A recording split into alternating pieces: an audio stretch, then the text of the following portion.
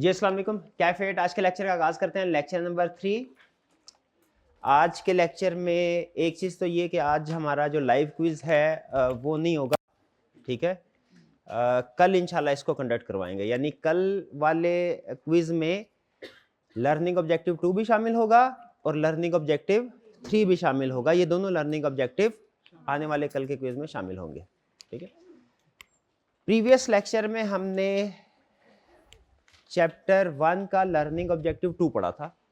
Learning objective 2 में हमने सीखा टर्म एश्योरेंस इंगेजमेंट किसे कहते हैं, इसका मतलब क्या है, एश्योरेंस इंगेजमेंट में क्या काम किया जाता है। इंगेजमेंट है ना, इसमें कोई ना कोई टास्क परफॉर्म किया जाता है, काम किया जाता है। ये क्या काम किया जाता है, ठीक है, ये हमने सीखा। हमने कंसेप्चुअली ये सीखा कि एश्योरेंस इंगेजमेंट में एक ऑडिटर वेरिफिकेशन करता है फाइनेंशियल स्टेटमेंट्स की। इस वेरिफिकेशन के प्रोसेस में वो कुछ एविडेंस इकट्ठा करता है, सबूत इकट्ठा करता है। अच्छा, किस चीज के बारे में सबूत इकट्ठा करता है कि फाइनेंशियल स्टेटमेंट्स आईएफआरएस के मुताबिक बनी है या नहीं, और फिर अपना कंक्लूजन या उसे ओपिनियन भी कहते हैं, अपना कंक्लूजन, अपना ओपिनियन एक रिटन रिपोर्ट की शक्ल में यूजर्स को देता है। ये हमने स्टडी किया था कंसेप्चुअली, ठीक है। लेकिन जो स्टैंडर्ड डेफिनेशन है उसमें कुछ जनरल वर्ड यूज हुए थे। वो जनरल वर्ड्स क्या यूज हुए थे कि assurance engagement means an engagement in which A practitioner का वर्ड यूज हुआ था, obtains evidence about valuation of a subject matter against suitable criteria, ठीक है, and expresses in conclusion to enhance the confidence of intended user other than responsible party, ठीक है जी। इस definition का जब हमने डिटेल एनालिसिस किया तो हमें पता चला इस डेफिनेशन के 5 हिस्से हैं, या इसको हम 5 कंपोनेंट्स में, एलिमेंट्स में डिवाइड कर सकते हैं। वो एलिमेंट्स कौन कौन से थे?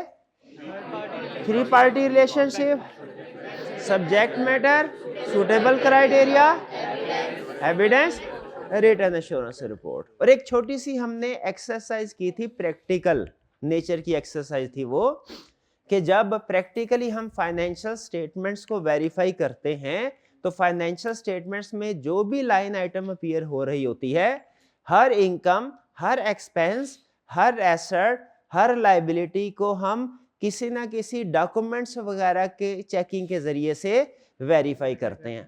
और हमने कुछ कॉमन एग्जांपल्स डिस्कस की थी ब्रीफली कि किस लाइन आइटम को वेरीफाई करने के लिए कौन सी डॉक्यूमेंट्स या तरीकाकार अडॉप्ट किया जा सकता है, ठीक है। ये याद है आपको, जिसमें आपने कुछ मुझे इनवाइसेस, सेल इनवाइसेस की बात की थी, परचेज इनवाइसेस की, वगैरह वगैरह। ये था हमारा कल का लेक्चर। इस लेक्चर में कोई क्वेश्चन पूछना चाहते हो पूछ सकते हैं। कोई क्वेश्चन? जी शाबाश। सर, वो जो एविडेंस हम लेते हैं ऑडिटेड होता है उसको, वो एविडेंस इंटरनल कंट्रोल को चेक करके वो नहीं, वो एविडेंस ऑडिटर जो भी काम करता है ना, जो भी काम करता है उसे एविडेंस बोलते हैं। ऑडिटर जो भी प्रोसीजर परफॉर्म करेगा, ठीक है, उसे एविडेंस बोलते हैं। उसमें इंटरनल कंट्रोल भी आ जाता है, फाइनेंशियल स्टेटमेंट्स की चेकिंग भी आ जाती है, जो भी काम करेगा वो उसमें आ जाता है एविडेंस में। जी और क्या क्वेश्चन? लेक्चर में बिल्कुल पूछिए, क्या क्वेश्चन है? जब लेंडर ऑडिट रिक्वायर करता है हम उसे स्टैट्यूटरी ऑडिट कहते हैं, तो जब इन्वेस्टर रिक्वायर करता है तो नॉन स्टैट्यूटरी। नहीं, जब लेंडर, इनका क्वेश्चन ये है कि जब लेंडर रिक्वायर करता है कि मुझे ऑडिट फाइनेंशियल स्टेटमेंट्स ला के दो, तो उसे क्या स्टैट्यूटरी ऑडिट कहते हैं? इसका जवाब है नहीं, वो स्टैट्यूटरी ऑडिट नहीं होता। स्टैट्यूटरी ऑडिट वो होता है जो कि रेगुलेटर, लॉ मेकर रिक्वायर करता है, जैसे पाकिस्तान में एससीसीपी, ठीक है। रेगुलेटर के अलावा और कोई भी पार्टी, कोई भी यूजर, कोई भी स्टेक होल्डर, रेगुलेटर के अलावा कोई भी स्टेक होल्डर जब ऑडिट रिक्वायर करेगा तो इसे नॉन स्टैट्यूटरी ऑडिट बोलेंगे। या अगर कंपनी खुद से ही ये डिसाइड करती है कि अपने किसी इंटरनल पर्पस के लिए हमें ऑडिट करवाना चाहिए, तो उसे भी हम नॉन स्टैट्यूटरी ऑडिट बोलेंगे, ठीक है जी। और की क्वेश्चन? और की क्वेश्चन नहीं? अच्छा चलिए, आज के कंसेप्ट की तरफ चलते हैं। अच्छा, एंड पे हम कुछ क्वेश्चंस प्रैक्टिस करेंगे, तो मुझे याद करवाइएगा कि आज के लेक्चर के साथ साथ कल के लेक्चर का भी एक क्वेश्चन हमने डिस्कस करना है, केस स्टडी, वो याद करिएगा, भूल ना जाओ एंड में। और कोई क्वेश्चन प्रीवियस लेक्चर में से? कोई क्वेश्चन नहीं। हाइब्रिड क्लास में बताइए, रूम नंबर 4 में कोई क्वेश्चन है? वैसे तो आने से पहले हाइब्रिड क्लास में मैं विजिट करके आता हूँ, उनमें से जो क्वेश्चन होते हैं उनके वो पूछ के आता हूँ, लेकिन फिर भी कोई मजीद क्वेश्चन हो अगर हाइब्रिड क्लास रूम नंबर 4 में किसी का? नहीं है जी। रूम नंबर 6 में किसी का क्वेश्चन हो? मुझे रूम नंबर 6 में हमारे कोई टीम मेंबर नजर नहीं आ रहे, ऐसा है क्या? अच्छा, वो पीछे बैठे हैं, ठीक है ठीक है ठीक है, जज़ाकल्लाह, वो कैमरे में नजर नहीं आ रहे, ठीक है। चलिए अब हम अपने कंसेप्ट्स को आगे लेके चलें। आज के लेक्चर में हमने सीखना है लेवल्स ऑफ एश्योरेंस। अच्छा, मुझे एक बात बताइए, आप अपनी डेली लाइफ में हम अभी तक ये सीख चुके हैं, अभी तक के जितना भी हमने ऑडिट में पढ़ा है, कि ऑडिटर एक प्रोफेशनल है जो वेरिफिकेशन के बाद शेयर होल्डर्स को, यूजर्स को बताता है कि फाइनेंशियल स्टेटमेंट्स ठीक है या गलत। और ऑडिटर की इस स्टेटमेंट के बाद जो यूजर्स होते हैं उनका कॉन्फिडेंस फाइनेंशियल स्टेटमेंट्स की एक्यूरेसी के बारे में बढ़ जाता है, यानी वो मजीद श्योर हो जाते हैं फाइनेंशियल स्टेटमेंट्स के बारे में कि वो ठीक है या नहीं। पहले वो इतने ज्यादा श्योर नहीं होते, लेकिन जब ऑडिटर भी कह देता है चेकिंग करने के बाद कि फाइनेंशियल स्टेटमेंट ठीक है, तो उनका श्योरिटी लेवल, अश्योरेंस लेवल बढ़ जाता है। इसी वजह से हम ऑडिटर को अश्योरेंस प्रोवाइडर भी कहते हैं कि उसने यूजर्स को अश्योरेंस प्रोवाइड की रिपोर्ट की शक्ल में, ऐसा ही है। अच्छा, अब सवाल यह है कि ऑडिटर ये कह रहा है यूजर्स को कि फाइनेंशियल स्टेटमेंट ठीक है, ऐसा ही है, और उनका अश्योरेंस लेवल बढ़ रहा है। ये जो ऑडिटर ने स्टेटमेंट दी है कि फाइनेंशियल स्टेटमेंट ठीक है, स्टेटमेंट दे रहा है फाइनेंशियल स्टेटमेंट की एक्यूरेसी के बारे में, अब हम आज के लेक्चर में ये डिस्कस करेंगे कि वो ये स्टेटमेंट कितने तरीके से दे सकता है, कितने तरीके से दे सकता है, ठीक है। जैसे ये एश्योरेंस के डिफरेंट लेवल्स होते हैं। जैसे अगर मैं आपसे किसी स्टूडेंट से पूछूं, भैया आपने प्रीवियस अटेम्प्ट स्प्रिंग 25 में पेपर दिए हैं, ठीक है, तो बताइए आपके ख्याल में आपका रिजल्ट क्या होगा? स्टूडेंट कहेंगे सर इंशाल्लाह पास हो जाऊंगा, मैं पास हो जाऊंगा। यही क्वेश्चन अगर किसी दूसरे स्टूडेंट से पूछूं तो मे बी वो कहे सर उम्मीद है कि पास हो जाऊंगा। अब आप देखें, दोनों का मैसेज एक जैसा ही है लगभग, लेकिन क्या उसकी स्ट्रेंथ मैसेज की सेम है? नहीं, डिफरेंट है। एक कोई स्टूडेंट हो सकता है जिसने ज्यादा मेहनत की है, ज्यादा प्रैक्टिस की है, वो अपनी कामयाबी के बारे में निस्बतन ज्यादा श्योर होगा, और जिसने कम मेहनत की है, कम प्रोसीजर परफॉर्म किए हैं, वो अपनी कामयाबी के बारे में कम श्योर होगा। ऐसा ही है, ये इसका मतलब है श्योरिटी के लेवल डिफरेंट होते हैं। इवन हम डेली जो बातचीत करते हैं एक दूसरे के साथ, इसमें भी मुख्तलिफ चीज़ों के बारे में जब हम कोई अपना ओपिनियन दे रहे होते हैं, अपना अंदाज़ा लगा रहे होते हैं, तो कभी हम ज़्यादा श्योर होते हैं किसी चीज़ के बारे में, कभी हम कम श्योर होते हैं किसी चीज़ के बारे में। तो सवाल ये है कि जब ऑडिटर यूजर्स को ये बताएगा कि फाइनेंशियल स्टेटमेंट्स ठीक हैं, तो क्या जो उसकी स्ट्रेंथ का लेवल है, श्योरिटी का लेवल है, जिस श्योरिटी के साथ, जिस स्ट्रेंथ के साथ वो ये स्टेटमेंट देगा, वो हमेशा एक ही होगा स्ट्रेंथ का लेवल, श्योरिटी का लेवल, या एक से ज्यादा होंगे? इसका जवाब है एक से ज्यादा होंगे। मिलता जुलता कंसेप्ट गालबन आपने पीआरसी में क्यूएम के सब्जेक्ट में पढ़ा होगा। एक टॉपिक होता था गालबन, पता नहीं उसका एग्जैक्टली नाम क्या होता था, उसमें होता था confidence level, hypothesis testing, hypothesis testing. उसमें कोई ना कोई हाइपोथेसिस दिया जाता था, स्टेटमेंट होती थी ना कोई कि ये चीज ऐसे है, और आपसे कहा जाता था कि इसको चेक करें, टेस्ट करें, और आपको दो पैरामीटर्स दिए जाते थे। एक अहम पैरामीटर दिया जाता था, वो क्या होता था? कॉन्फिडेंस लेवल, कि इस हाइपोथेसिस को टेस्ट करें 95% कॉन्फिडेंस लेवल, याद है? जब 95% कॉन्फिडेंस लेवल के साथ आप टेस्ट करते हैं किसी हाइपोथेसिस को, इसका मतलब क्या होता है? जब आप सारी चेकिंग करने के बाद उसके बारे में स्टेटमेंट देंगे ना कोई, तो आप 95% कॉन्फिडेंट है कि वो स्टेटमेंट ट्रू है। ऐसा ही है। अच्छा, क्या वहां पे कॉन्फिडेंस लेवल सिर्फ 95% होता था या इसके अलावा भी कॉन्फिडेंस लेवल होते थे? इसके अलावा भी होते थे। फॉर एग्जांपल कोई एक बता दीजिए और कौन सा होता था? 90% भी कॉन्फिडेंस लेवल होता था। जब आप 90% पे टेस्टिंग करते थे तो उसके बाद जो कंक्लूजन होता था उसके बारे में आप 90% श्योर होते थे कि ये ठीक है। तो जब 90% श्योर होते थे तो 10% क्या होता था? चांस ऑफ एरर, कि हो सकता है ये स्टेटमेंट गलत हो। देखिए ऐसा यही कंसेप्ट होता था ना। उसी तरह याद रखें, एज ऑडिटर जब हम कोई स्टेटमेंट प्रोवाइड कर रहे होते हैं शेयर होल्डर्स को फाइनेंशियल स्टेटमेंट्स के बारे में,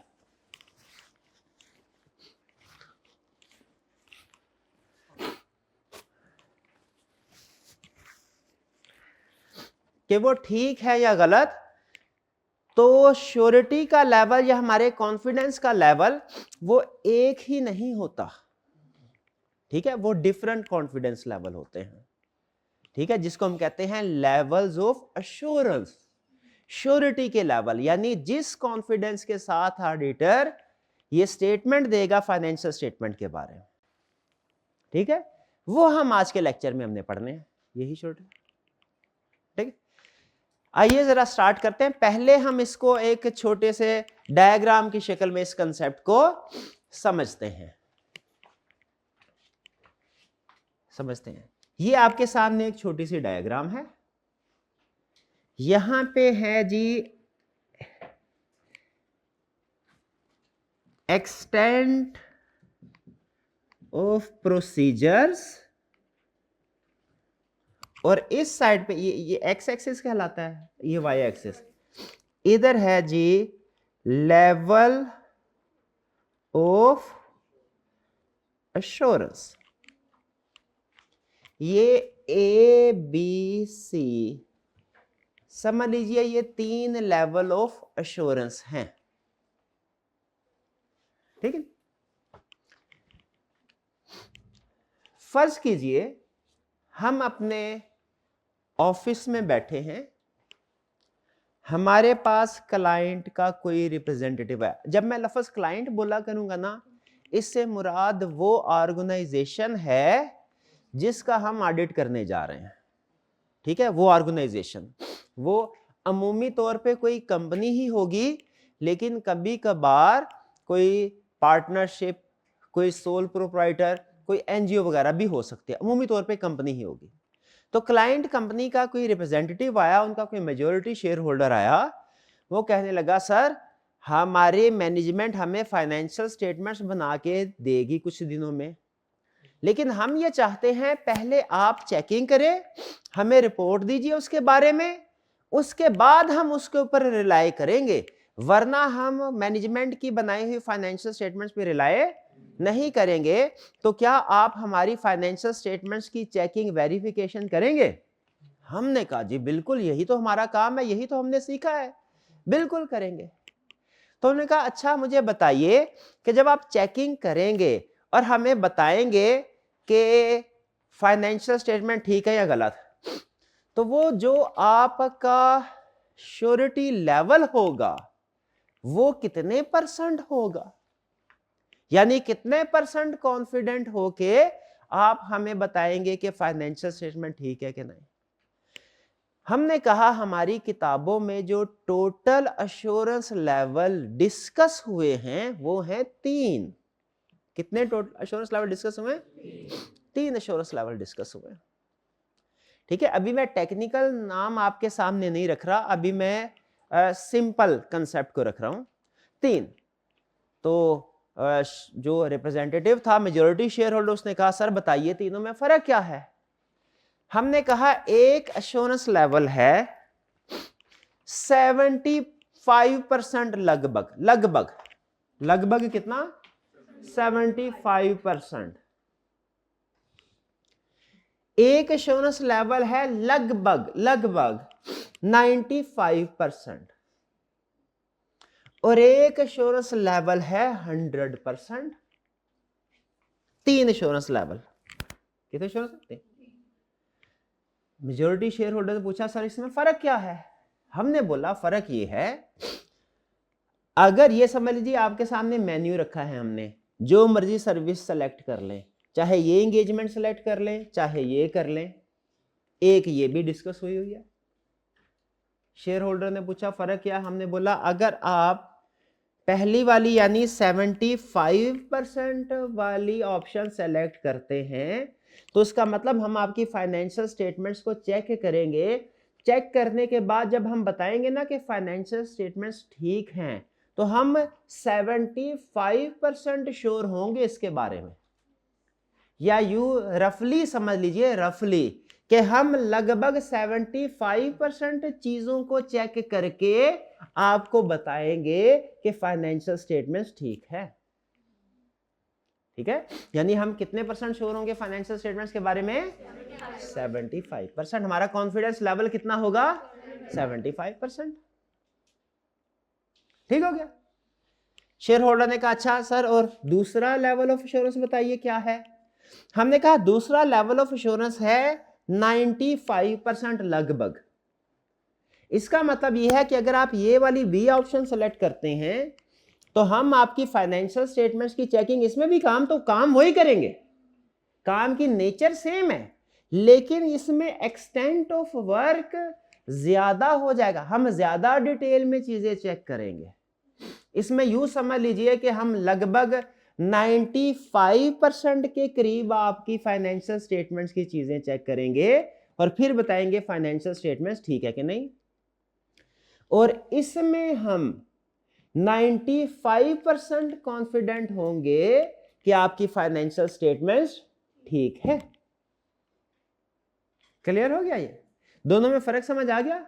तो मुझे बताइए किसमें काम ज्यादा कर रहे हैं, ए में या बी में? बी में। और लेवल ऑफ एश्योरेंस किसमें ज्यादा है? और है भी लॉजिकल, ऐसा ही है ना, जिस पेपर में आप जितनी ज्यादा मेहनत करेंगे उसमें पास होने के बारे में आप ज्यादा श्योर होंगे। ठीक है जी। अच्छा, अगर मैं आपसे कहूं कि कोई ऐसी तैयारी करे आप कि 100% श्योर हो, गारंटी हो कि आप का पेपर पास होगा, बताइए क्या इस लेवल की तैयारी कर सकते हैं? कर सकते हैं आप? कोशिश कर सकते? 100% गारंटी के साथ कह सकते हैं कि ये मेरे पेपर पास हो गए ही होंगे? नहीं, ताकि चाहे जितनी मर्जी तैयारी कर लें, अगर 6 महीनों में सिर्फ एक सब्जेक्ट भी तैयार करें ना आप, तो प्रैक्टिकली उसके बारे में भी 100% श्योर नहीं हो सकते। ठीक है, 70% हो जाएंगे, 80% हो जाएंगे, 90% हो जाएंगे, मे भी 99% भी हो जाए। वैसे तो 99% भी मुश्किल है, लेकिन मे भी 100% गारंटी नहीं, क्योंकि बहुत से फैक्टर्स होते हैं। खुदा ना खास्ता ये ना, ऐसे भी होता है बाज़ का स्टूडेंट वो शेयर करते हैं, ऐसा भी होता है पेपर देने के लिए जा रहे थे, रास्ते में एक्सीडेंट हो गया, ऐसा भी हो सकता है। तैयारी पूरी थी, परफेक्ट थी, हर चीज तैयार की हुई थी, लेकिन हाँ तबीयत खराब हो सकती है। तो कुछ ना कुछ ऐसे फैक्टर्स होते हैं जिनकी वजह से आप जितना मर्जी काम कर लें, मुस्तकबिल के बारे में, फ्यूचर के बारे में 100%, किसी भी चीज के बारे में 100% श्योर नहीं हो सकते। बताइए एग्री करते हैं कि नहीं? तो हमने कहा ये जो तीसरा लेवल है ये है 100%। ये हमारी किताबों में सिर्फ डिस्कस हुआ है, इसका सिर्फ जिक्र किताबों में मिलता है। प्रैक्टिकली कोई प्रोफेशनल 100% एश्योरेंस प्रोवाइड नहीं करता। तो ये 3 लेवल ऑफ एश्योरेंस हो गए। कौन कौन से? 75%, 95%, 100%। ठीक है जी।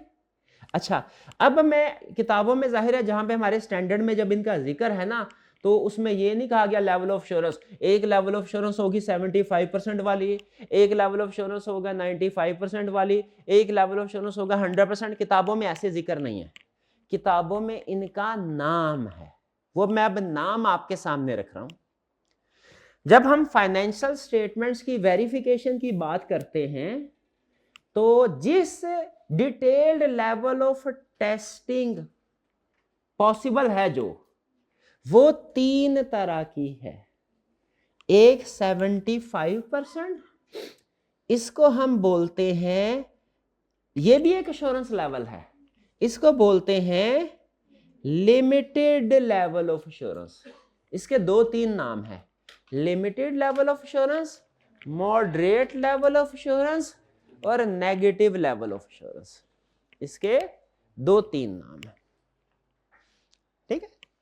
जो 95% वाली एश्योरेंस है, इसको हम बोलते हैं रीजनेबल एश्योरेंस। कौन सी एश्योरेंस? Reasonable assurance. इधर की बजाय ऊपर लिख दूं तो अच्छा है। ये लिमिटेड और ये रीजनेबल लेवल ऑफ एश्योरेंस। और जो सी है 100% वाली, जिसका किताबों में जिक्र तो है लेकिन प्रैक्टिकली कोई प्रोवाइड नहीं कर सकता, ये क्या है? Absolute level of assurance. इसको बोलते हैं absolute level of assurance, perfect level of assurance, guarantee, guarantee. Clear जी? अच्छा, अब अगर कंसेप्ट समझ आ रहा है तो मैं आपसे 2-3 क्वेश्चन पूछना चाहता हूं।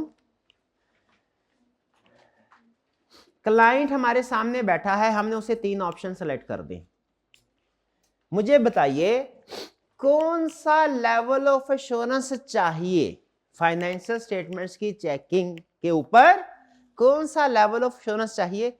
ये फैसला ऑडिटर करेगा या के यूजर करेगा जिसने हमें अपॉइंट करना है? शेयर होल्डर, यूजर करेगा। शाबाश, ये चीज ध्यान में रखिएगा, अहम है ये कंसेप्ट। दूसरी चीज, ये फैसला यूजर करेगा, एग्रीड, ओके। अच्छा, ये फैसला किया कब जाएगा? स्टार्ट ऑफ द एंगेजमेंट या के end of the engagement? Start of the. शाबाश, इसमें भी पक्का रहना। करेगा कौन फैसला? यूजर। कब करेगा? अच्छा, ज़बानी कलामी करेगा कि रिटर्न फॉर्म में? रिटर्न फॉर्म में, ताकि बाद में मुकर ना जाए। हमें इधर कह दे कि लिमिटेड, बाद में कहे मैंने तो रीजनेबल बोला था, हमें कह दे रीजनेबल, बाद में कहे मैंने तो एब्सोल्यूट समझा था, तो हम कहेंगे भाई यार ये मिसअंडरस्टैंडिंग ना हो जाए, इसलिए जरूरी है कि जो भी तय पाता है हमारे दरमियान में हम उसको लिख लें। उस जिस पेज के ऊपर लिखते हैं उसको बोलते हैं इंगेजमेंट लेटर। इंगेजमेंट लेटर को कहा जाता है, ये हमारे ऑडिट का पहली ऑफिशियल डॉक्यूमेंट है। ये एक तरह से कॉन्ट्रैक्ट लेटर होता है। आप कैफ 4 बिजनेस लॉ में पढ़ते हैं ना, कॉन्ट्रैक्ट 2 पार्टीज के दरमियान में, जिनमें कुछ टर्म्स एंड कंडीशन और रिस्पॉन्सिबिलिटीज होती हैं पार्टीज की, ये वही है। लेकिन फर्क सिर्फ यह है कि चूंकि ऑडिट है, इसमें इसको कॉन्ट्रैक्ट नहीं बोला जाता, इसमें क्या बोला जाता है? Engagement letter. अच्छा, अगर हमारे वो जो शेयर होल्डर है उसने उंगली रख दी, उसने कहा भैया मेरे को तो लिमिटेड एश्योरेंस चाहिए, हमने उसके साथ एंगेजमेंट लेटर एग्री कर लिया, हमने उसको कहा भैया एंगेजमेंट लेटर एग्री हो गया, अब तुम घर जाओ, हम अपना काम शुरू करते हैं, जब हमारा काम मुकम्मल हो जाएगा आपको रिपोर्ट प्रेजेंट कर देंगे। ठीक है, वो अलग हो गया। हम उस कंपनी में अभी ऑफिस में थे अपने, अब फिर क्या उठ के हमारी टीम किधर चली गई? उस कंपनी में चेकिंग करने के लिए। बताइए जरा, ऑडिट जो होता है इसमें कुछ थोड़ा बहुत काम हो सकता है हम अपने ऑफिस में करें, लेकिन ज्यादातर काम बताइए हमारे ऑफिस में होगा कि क्लाइंट के ऑफिस में? क्लाइंट के ऑफिस में सारा एविडेंस, सारा रिकॉर्ड, सारी लिखत पढ़त, एग्रीमेंट, वो तो उधर होंगे। हमारी टीम पहुंच गई उधर और उसने प्रोसीजर परफॉर्म करना शुरू कर दिए। अब देखिए, जब प्रोसीजर परफॉर्म करना शुरू किए तो ये देखिए, ये प्रोसीजर परफॉर्म करना शुरू किए, प्रोसीजर परफॉर्म किए तो हमें एविडेंस मिला। हमें क्या मिला? जितने ज्यादा प्रोसीजर परफॉर्म करते गए एविडेंस उतना बढ़ता गया। ज्यादा एविडेंस जितना ज्यादा मिलता गया, हम उस चीज के बारे में उतना श्योर होते जाते हैं। जिस चीज के बारे में जितने ज्यादा सबूत इकट्ठे होते जाते हैं, उस चीज के बारे में हम उतने कॉन्फिडेंट होते जाते हैं कि ठीक है। किसी की अगर किसी लीगल केस में किसी की बेगुनाही के सबूत जितने ज्यादा बढ़ते जाएंगे, जज उसके बारे में उतना श्योर होता जाएगा कि ये बंदा बेगुनाह है। तो हमने फाइनेंशियल स्टेटमेंट्स की चेकिंग के प्रोसीजर परफॉर्म किए, प्रोसीजर परफॉर्म करे तो एविडेंस मिला तो हमारा एश्योरेंस लेवल बढ़ता गया। मोर प्रोसीजर, मोर एविडेंस, मोर एश्योरेंस। बोले जरा, मोर प्रोसीजर, मोर एविडेंस, मोर एश्योरेंस, मोर प्रोसीजर, मोर एविडेंस, मोर एश्योरेंस। यहां पे हम आगे 75% के करीब। बताइए क्या 75% जब श्योरिटी लेवल हमें मिल गया, श्योर हो गए, हमने लगभग 75% ट्रांजैक्शन चेक कर ली, तो बताइए क्या यहां पे हमें अपना काम खत्म कर देना चाहिए कि मजीद काम करना चाहिए? कितने स्टूडेंट्स का ख्याल है मजीद काम करना चाहिए? कितने स्टूडेंट का ख्याल है काम खत्म कर देना चाहिए? काम खत्म कर देना चाहिए। क्यों भला? क्योंकि एग्रीमेंट ही इसी का हुआ था भैया, एग्रीमेंट ही इसी का।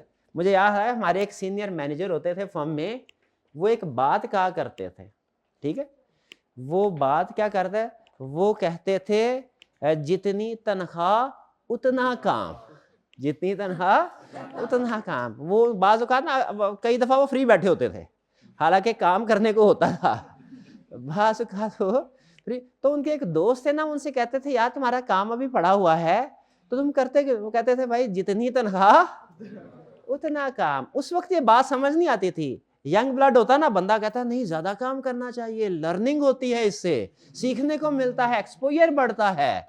वो फिर कुछ साल जिंदगी के गुजरते हैं ना, फिर ये असूल समझ आता है। क्या असूल?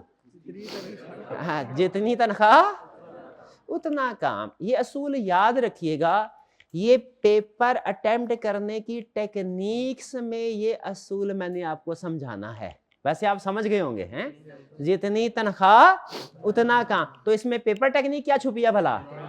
जितने मार्क्स उतना मटेरियल। बेहतरीन बेहतरीन, शाबाश शाबाश। ठीक है जी। तो चलिए आइए वापस आते हैं। तो भैया उसने कहा, क्लाइंट ने हमें कहा था कि भैया 75%, तो हम ज्यादा काम क्यों करें? 70 खत्म। अब हम 75 लिमिटेड एश्योरेंस प्रोवाइड करेंगे। अच्छा, इस जब हम ये लिमिटेड एश्योरेंस प्रोवाइड करेंगे, हम फाइनेंशियल स्टेटमेंट्स के बारे में कितने श्योर हैं कि वो ठीक है? और कितना रिस्क है कि हो सकता है कोई ना कोई गलती अभी भी रह गई हो? 25%। बेहतरीन। 25% को हम कहते हैं ऑडिट रिस्क और 75% को कहते हैं एश्योरेंस लेवल। ये एक दूसरे का अपोजिट है, ठीक है। जैसे वो क्यूएम में होता था ना कॉन्फिडेंस लेवल, और वो क्या अल्फा बोलते थे उसको, रिस्क लेवल। अच्छा, अब बताएं दूसरा केस। हम अपने ऑफिस में बैठे, क्लाइंट आया, कहने लगा सर फाइनेंशियल स्टेटमेंट्स की चेकिंग करवानी है। हमने कहा ठीक है, बताओ कौन सा लेवल? उसने कहा कितने लेवल हैं? हमने कहा 3 लेवल हैं। उसने कहा कौन कौन से? हमने कहा लिमिटेड एश्योरेंस, रीजनेबल एश्योरेंस और एब्सोल्यूट एश्योरेंस। लेकिन एब्सोल्यूट एश्योरेंस खत्म है हमारे प्रोफेशन से। बाज़ औक़ात ऐसा होता है ना, कुछ चीजें मेन्यू पे लिखी होती हैं, होटल में रेस्टोरेंट में जाएं, आप उनके ऊपर हाथ रख के खत्म है सर, ये नहीं मिलनी, ये सीजन की आइटम है। तो एब्सोल्यूट एश्योरेंस मेन्यू में लिखी हुई है, लेकिन ये खत्म है, ये कभी प्रोवाइड नहीं है। क्लाइंट कहने लगा ऐसा करे, रीजनेबल एश्योरेंस प्रोवाइड कर दे हमें। जैसे ही रीजनेबल एश्योरेंस का लफ्ज आए, आपके जहन में परसेंटेज क्या आ जाए? ये परसेंटेज कहीं पे नहीं लिखी हुई, सिर्फ समझाने के लिए यूज किया मैंने आपको, क्योंकि कंसेप्ट को डायरेक्ट टेक्निकल लेवल पे समझाए ना तो समझ में नहीं आता। पहले सिंपल लेवल पे एक्सप्लेन करना होता है, फिर टेक्निकल लेवल पे कन्वर्ट करना होता है। सिंपल लेवल पे परसेंटेज। हमने कहा ठीक है सर, अब मुझे ये बताइए, एग्री हो गया, हमने उससे एंगेजमेंट लेटर भी साइन करवा लिया, काम शुरू किया। अब क्या करना है भाई? हमने जिस चीज के बारे में हमने एश्योरेंस प्रोवाइड करनी है शेयर होल्डर को, फाइनेंशियल स्टेटमेंट ठीक है, पहले हमें खुद तो एश्योरेंस हासिल करनी चाहिए भाई। पहले हम खुद किसी चीज के बारे में श्योर होंगे, तभी किसी दूसरे बंदे को वो एश्योरेंस दे सकेंगे ना। जो चीज हमारे अपने पास नहीं है, किसी दूसरे को कैसे दे सकते हैं? तो हमने पहले खुद फाइनेंशियल स्टेटमेंट्स के बारे में श्योर होना है। कैसे श्योर होंगे? हमें कैसे एश्योरेंस मिलती है? ऐसे एविडेंस हासिल करके, शाबाश। और एविडेंस कैसे मिलता है? प्रोसीजर परफॉर्म करके। घर बैठ के नहीं एविडेंस मिलता, काम करना पड़ता है। ओके, हमने काम करना शुरू कर दिया। जैसे जैसे प्रोसीजर परफॉर्म किए एविडेंस मिला, जैसे जैसे एविडेंस मिला एश्योरेंस लेवल बढ़ता गया। मोर प्रोसीजर मोर एविडेंस, मोर प्रोसीजर मोर एविडेंस, मोर प्रोसीजर मोर। अच्छा बताइए, जब 75% पे आ गए तो क्या हमें अपना काम रोक देना चाहिए? क्यों नहीं रोकना चाहिए? हाँ, क्योंकि हमारा एग्री हुआ है 95%, हम आगे चलेंगे। अच्छा, जब 95% के लगभग पहुंचे, 95% के तो अब यहां पे काम रोक देना चाहिए? बिल्कुल रोक देना चाहिए, क्योंकि यही एग्री हुआ था, उतना एश्योरेंस लेवल हमने ऑब्टेन कर लिया। अब जब हम बताएंगे इस केस में फाइनेंशियल स्टेटमेंट ठीक है, तो हम कितने % श्योर होंगे? लेकिन 5% अभी भी चांस ऑफ एरर है कि फाइनेंशियल स्टेटमेंट्स में कुछ ना कुछ मिस स्टेटमेंट हो जाए। 95% चेकिंग कर लिया हमने, 5% फिर भी तो है ना। ठीक है, क्लियर? अच्छा, ये हो गया रीजनेबल एश्योरेंस। क्या क्लाइंट हमें एब्सोल्यूट एश्योरेंस कहे तो हम प्रोवाइड कर सकते हैं? कभी भी नहीं कर सकते। ठीक है, नेवर। क्यों नहीं कर सकते, ये मेरा टॉपिक का अगला हिस्सा है। अभी मैं इसकी तरफ नहीं आ रहा, अभी मैं पहले इन दो को थोड़ा मजीद डिस्कस करना चाहता हूं। ठीक है जी, ये है लिमिटेड लेवल ऑफ एश्योरेंस, ये क्या है? Reasonable level. देखिए यही बात कर रहा है। अभी यहां तक हमने जो लेफ्ट बोर्ड वाला टॉपिक पढ़ लिया, तकरीबन आधा लेक्चर हो गया है। राइट बोर्ड वाला अभी रहता है। मैं यहां पे देखिए जरा, क्या ये सारी चीजें आपने समझ ली है? पहली चीज, एश्योरेंस किसे कहते हैं? एश्योरेंस का मतलब है level of confidence about financial statement. क्या फाइनेंशियल स्टेटमेंट के बारे में कितना श्योर हैं कि वो ठीक है? ठीक है, ये लेवल ऑफ एश्योरेंस टोटल 3 है, लेकिन प्रोवाइड 2 किए जाते हैं। कौन कौन से प्रोवाइड किए जाते हैं? लिमिटेड लेवल ऑफ एश्योरेंस और reasonable level of assurance. Limited level of assurance में लेवल क्या होता है? मॉडरेट। इसे लिमिटेड एश्योरेंस भी बोलते हैं, इसे मॉडरेट एश्योरेंस भी बोलते हैं, नेगेटिव एश्योरेंस भी बोलते हैं। और जो रीजनेबल है इसको रीजनेबल एश्योरेंस भी बोलते हैं, हाई एश्योरेंस भी बोलते हैं, पॉजिटिव एश्योरेंस भी बोलते हैं। अच्छा, लिमिटेड एश्योरेंस में लगभग कितने % हम श्योर होते हैं? 75%। और रीजनेबल एश्योरेंस में? अच्छा, ये परसेंटेज कहीं पे लिखी नहीं हुई। प्रैक्टिकली कोई ऐसा थर्मामीटर इजाद नहीं हुआ जिसमें हम अपने प्रोसीजर डालते जाएं तो वो जो जैसे बुखार को मेजर किया जाता है ना, वो ऊपर मेजरमेंट होती जाएगी, ऐसा नहीं है। प्रैक्टिकली कब आपका एश्योरेंस लेवल 75% यानी लिमिटेड हुआ और कब रीजनेबल हुआ, ये ऑडिटर की प्रोफेशनल जजमेंट पे डिपेंड करता है। कोई क्वांटिफिकेशन करने का टूल इजाद, ये किस पे डिपेंड करता है? ऑडिटर की प्रोफेशनल जजमेंट पे। आप किसी भी सब्जेक्ट के बारे में तैयारी करते हैं, आपको कहा जाता है भैया तैयारी कैसी हुई? आप कहते हैं सर बहुत अच्छी तैयारी हो गई है। कैसे पता चलता है अच्छी तैयारी हुई है? क्या कोई टूल आपने अपने पास रखा हुआ है जिस पे आप मेजर करते हैं, उस पर लिखा होता है लेवल लिखे, ये बैड प्रिपरेशन है, ये गुड प्रिपरेशन, ये ग्रेट प्रिपरेशन है? ऐसा है क्या कि आपकी अपनी जजमेंट होती है ना? तो प्रैक्टिस में भी जजमेंट होती है, लेकिन रूल सिंपल है, जितना ज्यादा काम करते जाएंगे ज्यादा एश्योरेंस होते हैं। ठीक है जी, तो ये लिमिटेड एश्योरेंस। अब देखिए, मुझे ये बताइए, ये कैसे पता चलेगा कि जो एश्योरेंस दी जा रही है वो लिमिटेड है कि रीजनेबल है? वो अल्फाज से पता चलेगा। मुझे बताइए, जब ऑडिटर लिमिटेड एश्योरेंस प्रोवाइड करेगा तो जो उसके अल्फाज हैं, और जब रीजनेबल एश्योरेंस प्रोवाइड करेगा उसके अल्फाज दोनों से सूरतों में सेम होंगे या डिफरेंट होंगे? बिल्कुल डिफरेंट होंगे। ठीक है, रीजनेबल एश्योरेंस में कुछ और होंगे, लिमिटेड एश्योरेंस में कुछ और। अब मैं आपको बता नहीं रहा, आपने खुद पहचानना है। अल्फाज आपके सामने रखूंगा, आपने खुद पहचानना है कि ये लिमिटेड एश्योरेंस है कि रीजनेबल एश्योरेंस। ये भाईजान ने केस स्टडी की, मुझे कहा सर केस स्टडी चेक कर लीजिए। मैंने कहा ठीक है, लाओ अभी तुम्हारी केस स्टडी की वेरिफिकेशन करते हैं, चेकिंग करते हैं।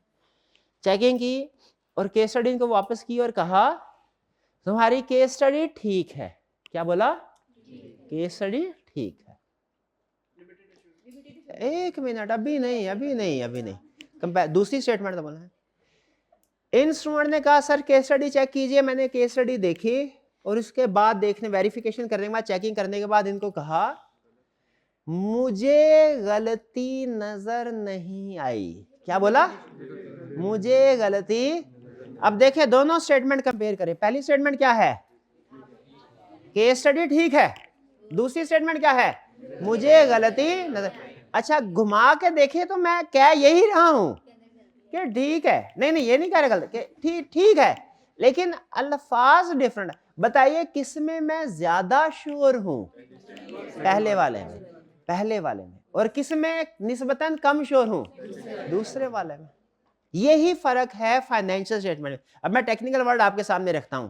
जब ऑडिटर रीजनेबल एश्योरेंस प्रोवाइड करता है ना, रीजनेबल एश्योरेंस, तो इसको उसमें उसके अल्फाज होते हैं financial, in our opinion financial statements give true and fair view.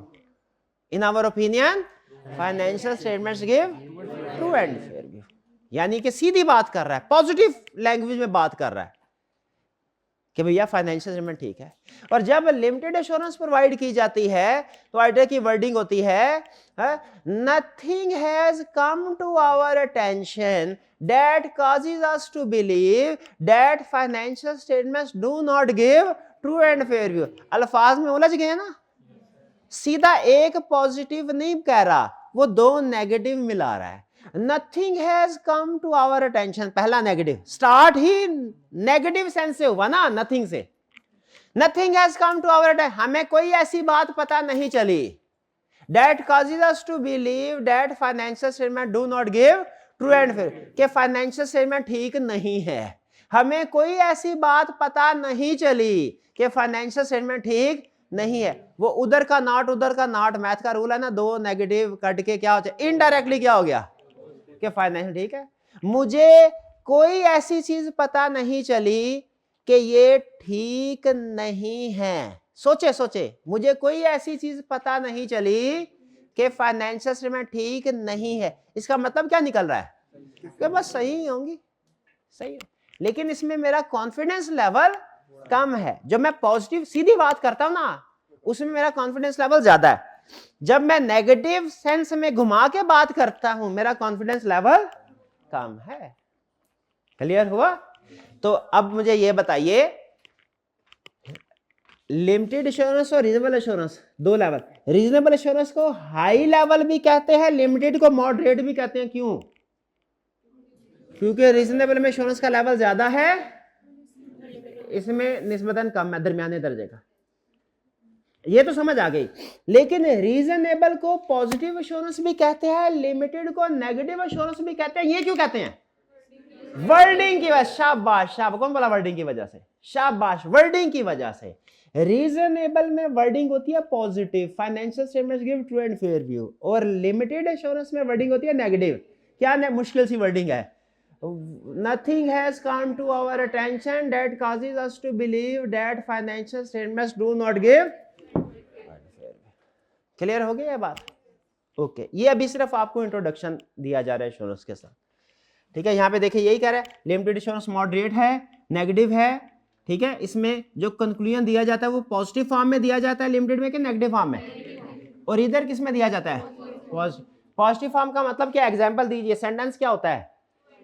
Financial statements give true and fair view. सीधी बात, कोई देखे नेगेटिव सेंस नहीं है, नॉट का लफ्ज इस्तेमाल ही नहीं हुआ कहीं। और यहां पे नेगेटिव फॉर्म लिमिटेड एश्योरेंस में क्या होता है? Nothing has come to our attention, nothing has come to our attention that causes us to believe that financial statements do not give. Start ही नेगेटिव सेंस से हो रहा है, ये नेगेटिव लफ्ज है ना। ठीक है, रीजनेबल एश्योरेंस कहां इस्तेमाल होती है ये सुन लें। हमारी फाइनेंशियल स्टेटमेंट, रीजनेबल एश्योरेंस कहां होती है और लिमिटेड एश्योरेंस कहां होती है? हमारी फाइनेंशियल स्टेटमेंट्स दो तरह की होती हैं, एक होती है हिस्टोरिकल, शाबाश, और एक होती है प्रोस्पेक्टिव। जैसे बजट, उसे प्रोस्पेक्टिव भी बोलते हैं, फॉरकास्ट भी बोलते हैं, बजट भी बोलते हैं। अगर तो हिस्टोरिकल फाइनेंशियल स्टेटमेंट्स हैं तो हमारे शेयर होल्डर की मर्जी होती है, चाहे वो रीजनेबल एश्योरेंस लेवल पे चेकिंग करवा ले हिस्टोरिकल की, चाहे वो लिमिटेड लेवल पे चेकिंग करवा ले। अगर रीजनेबल लेवल पे चेकिंग करवाएं, हम कहते हैं उसका नाम हमने रखा हुआ है ऑडिट ऑफ फाइनेंशियल स्टेटमेंट। क्या नाम रखा हुआ है? ऑडिट ऑफ फाइनेंशियल स्टेटमेंट का मतलब क्या है? हिस्टोरिकल फाइनेंशियल स्टेटमेंट्स की रीजनेबल चेकिंग करना, रीजनेबल लेवल पे चेकिंग करना। और अगर हिस्टोरिकल फाइनेंशियल स्टेटमेंट्स की चेकिंग की जाए लिमिटेड लेवल पे, किस लेवल पे? तो उसको हम इन शॉर्ट बोलते हैं रिव्यू एंगेजमेंट। उसको क्या बोलते हैं? रिव्यू। ऑडिट का मतलब क्या है कि हिस्टोरिकल फाइनेंशियल स्टेटमेंट्स की रीजनेबल लेवल पे चेकिंग करनी है। रिव्यू का मतलब क्या है कि हिस्टोरिकल फाइनेंशियल स्टेटमेंट्स की। अब अगर तो आपको ये लेवल समझ आ गए हैं, एक टेक्निकल क्वेश्चन पूछने लगा हूं, जो आप दे दिया तो मान जाऊंगा आपको ऑडिट समझ आ गया। अभी तक जितने भी 2-3 लेक्चर हुए है क्वेश्चन टेक्निकल। ऑडिटिंग स्टैंडर्ड में एक जगह पे लिखा हुआ है कि एक फाइनेंशियल स्टेटमेंट है हिस्टोरिकल यानी पास्ट की, बाज़ औक़ात होती है फ्यूचर की, जैसे बजट वगैरह बनाते हैं हम, उसे फॉर कॉस्ट कहते हैं या प्रोस्पेक्टिव, फॉर कॉस्ट कह लें इसको। स्टैंडर्ड में लिखा हुआ है हिस्टोरिकल फाइनेंशियल स्टेटमेंट है ना, इस पे बी रीजनेबल भी हो सकती है, लिमिटेड भी हो सकती है। जो प्रोस्पेक्टिव है इस पे ज्यादातर कौन सी वाली होगी? शाबाश, लिमिटेड। ये कैसे पता चला आपको? फ्यूचर ऑलवेज अनसर्टन हो, उसके बारे में हम इतना श्योर नहीं होते, पास के बारे में ज्यादा श्योर होते हैं। पिछली डेट में कितने पेपर हुए पास, श्योर हैं। अब इस डेट में कितने होंगे, नॉट श्योर, नॉट श्योर। ठीक है जी। तो इसीलिए अगर आप एग्जाम्पल्स देखेंगे ना, तो उसने रीजनेबल एश्योरेंस में बोला हुआ है audit of historical financial statement, ठीक है। और लिमिटेड एश्योरेंस की उसने 2 एग्जांपल दिए हैं। रीजनेबल एश्योरेंस सिर्फ हिस्टोरिकल पे प्रोवाइड कर सकते हैं, प्रोस्पेक्टिव फ्यूचर पे अमूमी तौर पे नहीं होते। लेकिन लिमिटेड एश्योरेंस हिस्टोरिकल पे भी हो सकती है, प्रोस्पेक्टिव पे भी हो सकते हैं। आप ये वाली एग्जांपल ना, ये वाली example review of cash flow for cost, cash budget, सिर्फ याद कर लें, इसको समझना नहीं है। ये बहुत एडवांस और कॉम्प्लेक्स एग्जांपल है, चूंकि सिलेबस में इसलिए बता रहा हूं, ये अलग से एक दुनिया है। तो इसको सिर्फ याद कर लें कि ये लिमिटेड एश्योरेंस की एक एग्जांपल है बस। बाकी आपने समझना किसको है भला, इसको और इसको, कि हिस्टोरिकल फाइनेंशियल, क्योंकि हमारे सिलेबस में हिस्टोरिकल ही है, वो है ही नहीं, है ही नहीं। तो क्लाइंट आके अगर हमसे कहेगा, जब कभी फाइनेंशियल स्टेटमेंट हमारे सामने रखेगा, कौन सी होगी? हमेशा हमारे सिलेबस की हद तक कैफेड कौन सी होगी? हिस्टोरिकल। हिस्टोरिकल पे रीजनेबल एश्योरेंस भी प्रोवाइड की जा सकती है। दोनों में फर्क समझ आ गया? इन शॉर्ट, क्लाइंट कहता है ज्यादा चेकिंग करो तो रीजनेबल एश्योरेंस, क्लाइंट कहता है कम चेकिंग करो तो, अब ये मर्जी क्लाइंट की। डन। इन दोनों में तो फर्क समझ आ गया। अब अगला सवाल कि लिमिटेड रीजनेबल एश्योरेंस क्या है, लिमिटेड एश्योरेंस क्या है, ये समझ आ गया। भाई अब ये बताएं कि एब्सोल्यूट एश्योरेंस क्यों नहीं प्रोवाइड की जा सकती? एब्सोल्यूट एश्योरेंस क्यों प्रोवाइड नहीं की जा सकती? की जा सकती, ठीक है भाई, इसलिए कि दुनिया का कोई भी ऑडिटर की बात छोड़े, दुनिया का कोई भी प्रोफेशनल अपनी सर्विस की गारंटी या एब्सोल्यूट एश्योरेंस प्रोवाइड नहीं कर सकता। दुनिया का कोई डॉक्टर गारंटी नहीं दे सकता 100% गारंटी के ऑपरेशन कामयाब होगा। दुनिया का कोई वकील 100% गारंटी नहीं दे सकता कि वो केस जीतेगा। दुनिया का कोई टीचर 100% गारंटी नहीं दे सकता कि उसका स्टूडेंट कामयाब होगा। कामयाबी नाकामी अल्लाह ताला के हाथ में है, जिंदगी मौत अल्लाह ताला के हाथ में है। कोई भी अपनी कोशिश, जो कुछ सीखा है ना सारे प्रोफेशनल, उसके मुताबिक काम कर सकते हैं, जो सीखा है अपनी स्किल के मुताबिक, नॉलेज के मुताबिक, लेकिन रिजल्ट 100% रिजल्ट इंसान के हाथ में। भाई एग्री करते हैं? जब मेडिकल प्रोफेशन में, लीगल प्रोफेशन में, टीचिंग प्रोफेशन में लोग अपने प्रोफेशन, वो भी प्रोफेशनल है, अपने काम की 100% गारंटी नहीं दे सकते, तो क्या आप एक्सपेक्ट करते हैं कि ऑडिट प्रोफेशन में ऑडिटर अपने काम की 100% गारंटी देगा? नहीं देगा। ठीक है। डॉक्टर से पूछा, भाई तुम अपने काम की 100% गारंटी क्यों नहीं देते? क्यों नहीं देते तुम? क्या तुमने सही नहीं पढ़ा होगा? सही पढ़ा हुआ है, लेकिन जिंदगी और मौत अल्लाह ताला के हाथ में है। मेहनत हम करेंगे, जो सीखा है उसके मुताबिक करेंगे, जिंदगी मौत। हमने कहा बस तुमने एक ही बात ऐसी कर दी, हमें कंसेप्ट समझ आ गया कि क्यों तुम लोग अपने काम की 100% गारंटी नहीं देते। लेकिन फिर ऑडिटर से पूछा, ए ऑडिटर, तुम्हारा कौन सा जिंदगी मौत का मसला है? तुम क्यों नहीं अपने काम की 100% गारंटी देते? हाँ, तुम क्यों नहीं? हाँ, तो ऑडिटर ने कहा, सुनो, मैं अपने काम की 100% गारंटी इसलिए नहीं देता क्योंकि हमारे ऑडिट की कुछ लिमिटेशंस हैं, और ये लिमिटेशंस इनहेरेंट हैं। इनहेरेंट का मतलब होता है जो बाय डिफॉल्ट किसी चीज में मौजूद हो।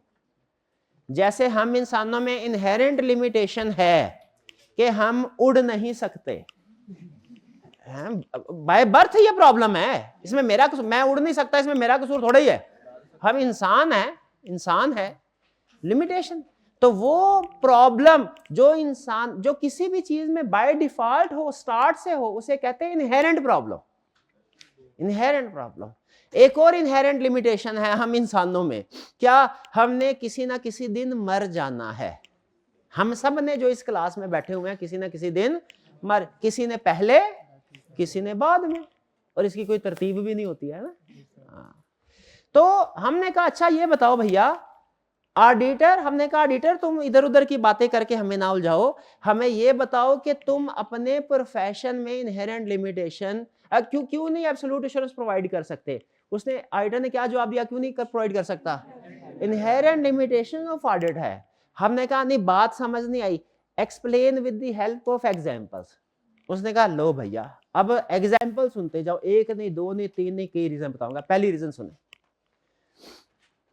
कि एब्सोल्यूट एश्योरेंस समझने क्या जा रहे हैं हम, कि एक ऑडिटर अपने प्रोफेशन में एब्सोल्यूट एश्योरेंस क्यों नहीं प्रोवाइड कर सकता? एब्सोल्यूट एश्योरेंस होता है 100% गारंटी देना काम की। अगर ऑडिटर 100% गारंटी फाइनेंशियल स्टेटमेंट की देना, तो इसका मतलब ये होता कि फाइनेंशियल स्टेटमेंट्स में 1 रुपए की भी गलती नहीं है। अगर ऑडिटर 100 एक गलती भी नहीं, 1 रुपए की भी गलती नहीं, एब्सोल्यूट एश्योरेंस का मतलब ये होता। तो अब हम ऑडिटर को कह रहे हैं भैया क्यों नहीं आप परफेक्ट एश्योरेंस दे रहे, गारंटी दे रहे कि 1 रुपया ठीक है फाइनेंशियल स्टेटमेंट। उसने कहा सुने, पहली रीजन, पहले नेचर ऑफ फाइनेंशियल स्टेटमेंट ऐसी होती हैं। यानी क्या? उसने कहा फाइनेंशियल स्टेटमेंट्स में कुछ चीजें ऐसी होती हैं जो हम आसानी से वेरीफाई कर लेते हैं, कुछ चीजें ऐसी होती हैं जिन्हें वेरीफाई करने के लिए मुश्किल होती है। जैसे अगर कोई सैलरीज एक्सपेंस, रिपेयर एक्सपेंस है, वो आप आसानी से वेरीफाई कर लेंगे भैया कितना खर्चा अदा किया है। लेकिन अगर हो ऐसे एरियाज जिनमें एस्टिमेट्स, जजमेंट्स या अनसर्टेनिटीज होती हैं, जैसे डेप्रिसिएशन एक्सपेंस, वो आप एग्जैक्ट वेरिफिकेशन नहीं कर सकते, फ्यूचर में डिपेंड करता है। प्रोविजन फॉर बैड डेट नहीं कर सकते, प्रोविजन फॉर लीगल केसेस अंदाजा लगाते हैं ना, ठीक है, पता नहीं कल को क्या केस का फैसला हो, कितना जुर्माना अदा करना पड़े। तो क्या फाइनेंशियल स्टेटमेंट्स में कुछ एरियाज ऐसे होते हैं जिनमें एस्टिमेट्स, जजमेंट्स और अनसर्टेनिटीज इन्वॉल्व होती हैं? क्या ऐसे एरियाज को 100% एक्यूरेटली कैलकुलेट या वेरीफाई किया जा सकता है? नहीं किया जा सकता। तो पहली रीजन क्यों ऑडिटर 100% अश्योरेंस प्रोवाइड नहीं कर सकता, क्योंकि नेचर ऑफ फाइनेंशियल स्टेटमेंट ही ऐसी होती है कि कुछ आपको चीजें अंदाजे की बुनियाद पे करनी पड़ती हैं, उनमें एस्टिमेट्स, जजमेंट्स, अनसर्टेनिटी। क्लियर जी? वैसे तो कंसेप्ट के लिए समझने के लिए एक एग्जांपल ही काफी है। तो ऑडिटर एब्सोल्यूट एश्योरेंस प्रोवाइड क्यों नहीं करता, ये रीजन भी अगर आपको समझ आ गई तो कंसेप्ट आपका पार हो गया। लेकिन एग्जाम में लिखने के लिए और पॉइंट्स भी चाहिए। तो मजीद आगे चलते हैं हम। दूसरी reason, nature of audit procedures. Nature of audit procedure ही कुछ ऐसे हैं। देखिए, हर प्रोफेशन का ना अपना अपना तरीकाकार होता है, अपना अपना तरीकाकार होता है। अगर किसी चीज की चेकिंग करनी है एक ऑडिटर ने और उसी चीज की चेकिंग करनी है एक पुलिस वाले ने, आपके ख्याल में किसके पास ज्यादा अथॉरिटी होगी? पुलिस वाले के पास। तो हम ये कहते हैं भैया हम इसलिए 100% अश्योरेंस नहीं दे सकते क्योंकि हमारे पास लीगल पावर्स, प्रोफेशनल पावर्स हैं लेकिन लीगल पावर्स नहीं है। जैसे पुलिस वाला है ना, पुलिस वाले को ये मशकूक, फर्ज कीजिए मशकूक समझ के उन्होंने कहा भैया जरा अपनी जेबें चेक करवाओ, ये कहने लगा मैंने नहीं चेक करवानी। क्या वो जबरदस्ती इनकी जेबें चेक कर सकता है? पुलिस वाला कर सकता है। एज ऑडिटर अगर मैंने इनसे कहा भैया आपकी जेब में एक एविडेंस पड़ा हुआ है, जरा मुझे वो तो दीजिए, ये भाईजान कहते हैं मैंने नहीं देना एविडेंस। क्या मैं जबरदस्ती एज ऑडिटर इनकी जेब से वो एविडेंस ले सकता हूं? नहीं ले सकता, क्योंकि मेरे पास लीगल पावर्स, मेरे पास कोई सर्च वारंट, ऑडिटर को सर्च वारंट नहीं मिलता, वो सिर्फ पुलिस वालों को मिलता है। तो इसलिए हमारी पावर्स जो होती हैं वो थोड़ी लिमिटेड होती हैं। तो लिमिटेड पावर के साथ अनलिमिटेड या परफेक्ट काम थोड़ी किया जा सकता है।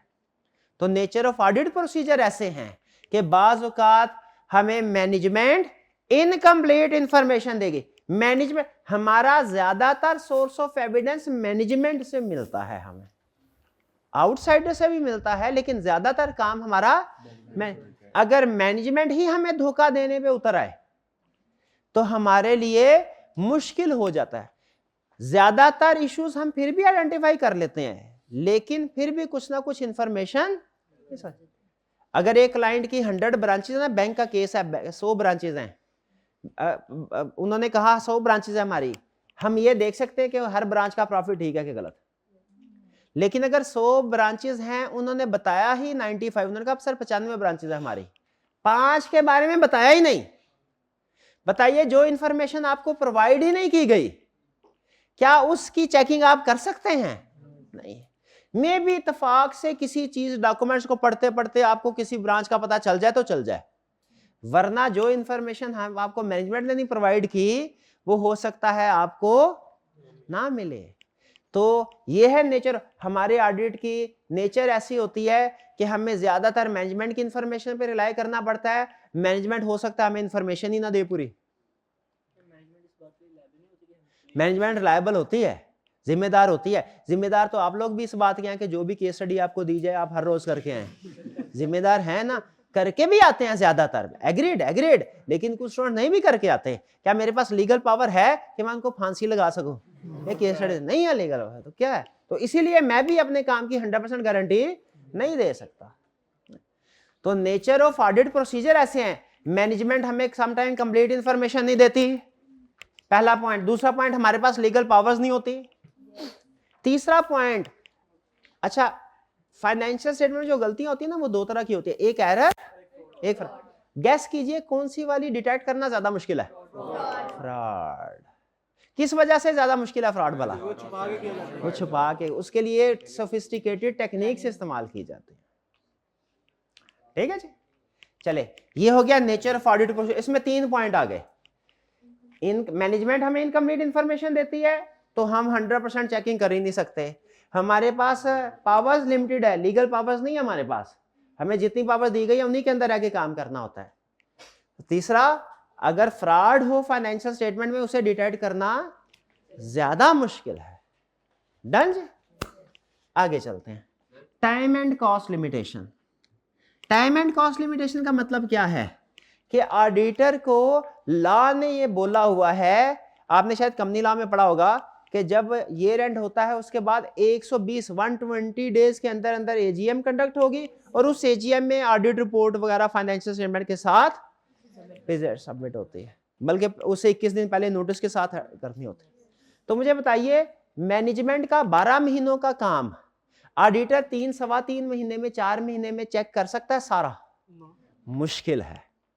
क्या है? इसीलिए टाइम एंड कॉस्ट लिमिटेशन कि ऑडिटर को कम टाइम में और कम कॉस्ट में ऑडिट कंप्लीट करना होता है। कॉस्ट बहुत ज्यादा हो जाए ना तो उसकी वैल्यू ही खत्म हो जाती है। शेयर होल्डर कहता है जितना हमारा प्रॉफिट था वो आधा से ज्यादा तो आप फीस के लिए ले गए हैं, तो हमें अपनी फीस को भी रीजनेबल रखना होता है। ठीक है, तो टाइम एंड कॉस्ट लिमिटेशन में आपने फोकस किसके ऊपर करना है? टाइम के ऊपर, कॉस्ट के ऊपर नहीं करना। लिखना दोनों ही टाइम कि ऑडिटर के पास कम टाइम होता है, उसने 4 महीनों के अंदर मैनेजमेंट का 12 महीनों का काम चेक करना है। हालांकि हमें कुछ टेक्निक सिखाई जाती है जिसमें कम टाइम में ज्यादा काम कर लेते हैं हम, लेकिन फिर भी 100% काम तो थोड़ी होगा। तो जब याद रखें हमारे पास कम टाइम है, हम मैनेजमेंट की एक एक ट्रांजैक्शन को चेक, तो फिर हम क्या करते हैं भला? फिर हम सैंपलिंग करते हैं। फिर हम क्या करते हैं? सैंपलिंग का मतलब क्या होता है कि 100% से कम आइटम्स की चेकिंग करना। सैंपलिंग का मतलब क्या है? 100% से कम आइटम की चेकिंग करना और 100% आइटम के बारे में बताना कि वो ठीक है कि नहीं। ये बड़ी कमाल की टेक्निक है जो हमारे सीनियर्स ने हमें सिखाई है, सैंपलिंग। सैंपलिंग क्या होता है? 100% से कम चीजें चेक करके 100% के बारे में बताना कि वो ठीक है कि नहीं। और आपको ये पता है ये सैंपलिंग बड़ी सोफिस्टिकेटेड है ना, कमाल की टेक्निक। थोड़ी चीजें चेक करके सबके बारे में बताना। और ये टेक्निक हमारे घरों में जो हमारी माएँ हैं, बहनें हैं, उनको भी आती है। हाँ, कैसे आती है भला? हाँ, बिरयानी बनाती हैं जब, तो ये देखने के लिए कि सारी बिरयानी ठीक बनी है कि नहीं। क्या सारी बिरयानी खा के देखा जाता है? नहीं, क्या किया जाता है? सिर्फ 2-3 चम्मच। ये है सैंपलिंग। 2-3 चम्मच से पूरी बिरयानी के बारे में अंदाजा लगाया जाता है कि वो ठीक है कि नहीं। ये सैंपलिंग टेक्निक है। लेकिन हम अपने इस सब्जेक्ट में होम सैंपलिंग नहीं पढ़ेंगे। कौन सी पढ़ेंगे? ऑडिट सैंपलिंग पढ़ेंगे। कौन सी पढ़ेंगे? Audit sampling. तो टाइम एंड कॉस्ट लिमिटेशन में क्या बताया उसने कि ऑडिटर के पास कम वक्त होता है, कम वक्त में वो 100% ट्रांजैक्शन चेक नहीं कर सकता। तो फिर क्या करना पड़ता है? सैंपलिंग में हमेशा रिस्क होता है कि कुछ आइटम्स आप चेक करते हैं, कुछ आइटम चेक नहीं करते। तो जिन आइटम को चेक नहीं किया उसमें शायद गड़बड़ हो, ये चांस हमेशा रहेगा। आईकैप की बुक में एक ने बड़ी अच्छी उसने लाइन लिखी हुई है। उसने कहा अगर क्लाइंट की 1000 ट्रांजैक्शन है ना, आपने 999 भी चेक कर ली अपने सैंपल में, तो फिर भी कुछ ना कुछ रिस्क रहेगा कि शायद उस एक में मिस स्टेटमेंट हो और वो आप डिटेक्ट ना कर पाए। हो सकता है ना। तो ये एक होगी reason, time and cost limitation. और लिमिटेशन क्या? ये वाह, ये कमाल की लिमिटेशन। ये तो हमने मैनेजमेंट को पकड़ लिया। हमने कहा तुम हमारे ऑडिट के ऊपर उंगलियां उठाते हो कि हमारा ऑडिट क्यों एब्सोल्यूट एश्योरेंस प्रोवाइड नहीं कर पाता। तुम अपने इंटरनल कंट्रोल के बारे में बताओ ना। तुम्हारा इंटरनल कंट्रोल भी तो है। क्या तुम्हारा इंटरनल कंट्रोल परफेक्ट होता है? तुम जो काम करते हो क्या वो परफेक्ट? देखे, ऑडिट करता है ऑडिटर, इंटरनल कंट्रोल कौन डिजाइन इंप्लीमेंट करता है? मैनेजमेंट। हमने कहा भैया अगर मैनेजमेंट, अगर आपका इंटरनल कंट्रोल परफेक्ट होता ना तो हमारी जरूरत ही ना पड़ती, क्योंकि परफेक्ट इंटरनल कंट्रोल का मतलब है आपकी फाइनेंशियल स्टेटमेंट्स भी परफेक्ट बनी होती। तो आपका अपना इंटरनल कंट्रोल बाजुकात वीक होता है, कुछ जगह पे स्ट्रांग होता है, कुछ जगह पे। तो जब आपका अपना सिस्टम में गड़बड़ है तो फिर हमारे आपकी वजह से फिर फाइनेंशियल स्टेटमेंट में गलतियां रह जाती हैं। इससे हमें एक बड़ा अहम असूल पता चलता है कि जब कभी फाइनेंशियल स्टेटमेंट में मिस स्टेटमेंट आइडेंटिफाई होना तो ऑडिटर में भी जिम्मेदार हो उसका, में भी ना हो, लेकिन मैनेजमेंट हमेशा जिम्मेदार होगी, क्योंकि फाइनेंशियल स्टेटमेंट्स प्रिपेयर करना बस मैनेजमेंट की जिम्मेदारी है। ठीक है जी, आगे चलते हैं। जजमेंट्स इन ऑडिटिंग। ऑडिट में जजमेंट्स अप्लाई की जाती है। जजमेंट का मतलब क्या? देखे, आपके अकाउंटिंग स्टैंडर्ड, आप अकाउंटिंग स्टैंडर्ड पढ़ते हैं। अकाउंटिंग स्टैंडर्ड में क्या लिखा हुआ है कि आपने इन्वेंट्री की अकाउंटिंग कैसे करनी है, फिक्स एसेट की अकाउंटिंग कैसे करनी है, लायबिलिटी कैसे, वगैरह वगैरह। क्या आपकी अकाउंटिंग में हर अकाउंटिंग इश्यू डिस्कस किया गया है कि बड़े बड़े डिस्कस किए गए हैं, छोटी छोटी चीजें नहीं डिस्कस की गई? हर चीज डिस्कस की गई है। क्या आपकी अकाउंटिंग में IAS 16 में ये कहीं बताया गया है कि रिड्यूसिंग बैलेंस मेथड के तहत डेप्रिसिएशन की कैलकुलेशन कैसे होगी, कैलकुलेशन करके दिखाई गई है। आइए 16 खोल के देख लें, ये बताइएगा। ये तो कहता है डेप्रिसिएशन कैलकुलेट होनी चाहिए, कैलकुलेशन नहीं। IS2 ये तो कहता है फाइफो के ऊपर वैल्यूएशन करो, वेट एवरेज के ऊपर करो, कैलकुलेशन नहीं दिखाता। वो तो आपके टीचर सिखाते हैं आपको। अकाउंटिंग में भी टीचर ने कहां से, प्रैक्टिस से, एक्सपीरियंस से। उसी तरीके से याद रखे हमारे ऑडिटिंग स्टैंडर्ड हैं, उनमें क्या है, डिफरेंट कंप्लेक्स ऑडिटिंग सिचुएशन, कि अगर आपको ऑडिट करते हुए ये प्रॉब्लम, ये सिचुएशन फेस करें तो ये करना है। ऑडिटिंग स्टैंडर्ड में क्या लिखा हुआ भला, दो चीजें, नंबर 1 के प्रॉब्लमेटिक सिचुएशन ऑडिट में हमें क्या फेस करना पड़ती है, और नंबर 2 उस सिचुएशन में हमें क्या प्रोसीजर परफॉर्म करने हैं अगर हम उस सिचुएशन में फंस जाएं तो। लेकिन सोच के बताइए कि ऑडिटिंग स्टैंडर्ड में प्रैक्टिस की हर सिचुएशन डिस्कस की गई होगी, हर सिचुएशन डिस्कस, बड़ी बड़ी सिचुएशन डिस्कस की गई है। तो अगर कोई सिचुएशन हमें प्रैक्टिकल लाइफ में ऐसी फेस करनी पड़े जो ऑडिटिंग स्टैंडर्ड में डिस्कस नहीं हुई, हम क्या करते हैं, जजमेंट अप्लाई करते हैं। तो बताइए जहां पे जजमेंट अप्लाई होती है क्या हमेशा ठीक होती है, कि कभी ठीक कभी गलत, कभी ठीक कभी गलत। यही वजह है कि ऑडिट में हमें जजमेंट अप्लाई करना पड़ती है। तो चूंकि हम इंसान हैं, हो सकता है हमारी जजमेंट गलत हो जाए, हो सकते हैं जजमेंट। बाजू का जो मैच खेलते हैं उनमें भी टॉस जीता तो जजमेंट अप्लाई करते हैं, पहले बैटिंग करनी है कि बॉलिंग करनी है। क्या ये जजमेंट हमेशा सही साबित होती है, कभी सही कभी, इंसान है ना, गलती हो सकती है। तो ये रीजन है कि हमें जजमेंट अप्लाई, बहुत सी चीजें ऐसी हैं जिनके ऊपर गाइडेंस नहीं है स्टैंडर्ड में, हमें जजमेंट अप्लाई करना पड़ेगा, जजमेंट फॉल्टी हो जाती है। इस वजह से हम 100% परफेक्शन के साथ काम नहीं कर पाते, और स्टाफ भी अवेलेबल नहीं होता, क्लाइंट का स्टाफ। प्रैक्टिस में जाए ना, क्लाइंट कहता है सर 2 बजे तक हमारे काम का बर्डन है, हम उसे कहते हैं ये इन्फॉर्मेशन दो, ये इन्फॉर्मेशन दो। वो कहता है सर 2 बजे तक हमारा अपना काम है। बैंक में जाए ना, कहता है सर अपना काम हमें पहले करने दें, हम अपना बिजनेस छोड़ के ऑडिट करवाएंगे जरूर, लेकिन ऐसा नहीं है कि बिजनेस बंद करके सिर्फ ऑडिट करवा रहे हो, बिजनेस भी चलेगा, ऑडिट भी चलेगा। 2 बजे तक हमें बिजनेस, 2 बजे के बाद जो इन्फॉर्मेशन चाहिए आके हमसे ले ले। तो बाज़ औक़ात क्लाइंट के जो एम्प्लॉय या स्टाफ होता है वो हमें 24 आवर्स अवेलेबल नहीं होता। क्लाइंट चल रहा होता है टाइम ओरिएंटेड, अब ये प्रैक्टिस की बात बता रहा हूँ, टाइम ओरिएंटेड होता है 9 to 5, हम होते हैं टास्क ओरिएंटेड। 5 बजे के बाद तो हमारा असल काम शुरू होता है बहरहाल उस वक्त फिर क्लाइंट अवेलेबल नहीं होता, वो फिर अगले दिन पूछना पड़ता है। तो बाज़ औक़ात क्लाइंट स्टाफ अवेलेबल नहीं होता, इसलिए हमें इंफॉर्मेशन फौरी तौर पे सारी नहीं मिलती। तो ये कुछ रीजन आप समझ देखें, अगर 6 रीजन लिखी हैं, बल्कि जो दूसरी वाली नेचर ऑफ ऑडिट प्रोसीजर है ना, इसके अंदर 3 है, 3 सब है। एक भी समझ आ जाए तो आपको कंसेप्ट क्लियर हो गया कि ऑडिटर क्यों perfect assurance, absolute assurance provide नहीं कर पाता। लेकिन हमने कवर सारी करनी है, एग्जाम में वो पूछेगा। क्लियर जी, समझ आ गई? जरा मुझे दिखाइए कोई चीज रह तो नहीं गई। नहीं, अब आपको 3 मिनट का टाइम दिया जा रहा है, आप इसकी रीडिंग कर लीजिए। मैं तब तक आपके लिए क्वेश्चन सेटअप करता हूं। क्वेश्चन भी देखते हैं आज की क्लास में जो कुछ हमने पढ़ा है एग्जाम में उसको अटेम्प्ट करने के काबिल है कि नहीं। ठीक है, पास कीजिएगा जी। उम्मीद है आपने रीडिंग कर ली होगी। कोई क्वेश्चन हो तो पूछ लीजिए। 1 मिनट हरी, आपका क्वेश्चन मैंने रोका था, पूछिए अब क्या क्वेश्चन है।